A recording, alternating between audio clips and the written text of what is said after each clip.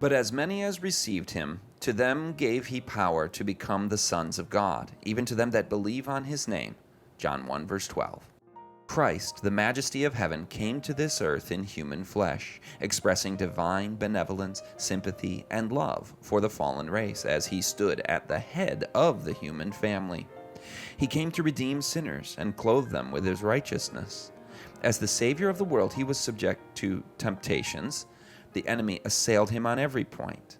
Constantly, he came to him with the suggestion that by compromising with the world, he might win the world. Christ is our example. Although he was in the world, he was not of the world. He was not to conform to worldly practices in order to reach the object of his life. He was not to please himself. The highest standard must be maintained. Deviation from strict moral rectitude would mar his whole life work.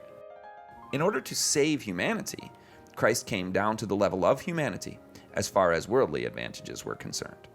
He came to this earth to be tempted in all points like as human beings are tempted. In the wilderness, Satan came to him and assailed him on the great points on which he assails man.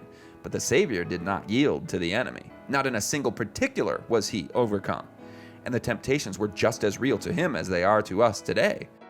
Constantly, the Pharisees tried to lead Christ away from the principles of God's government. Making a great profession of piety, they sought to lead him to swerve from his allegiance. Satan has persuaded many men to deviate from principle by telling them that the end will justify the means. Reasoning from a human standpoint, they excuse themselves for wrongdoing by saying that the cause of God would be the gainer in their unfaithful dealing.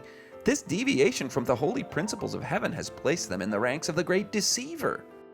Christ came to this earth in human form to inaugurate a spiritual reform.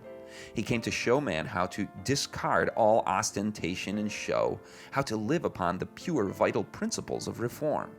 He came to institute a plan whereby human character might be made pure. By his grace, he desires to place men and women close beside the throne of God.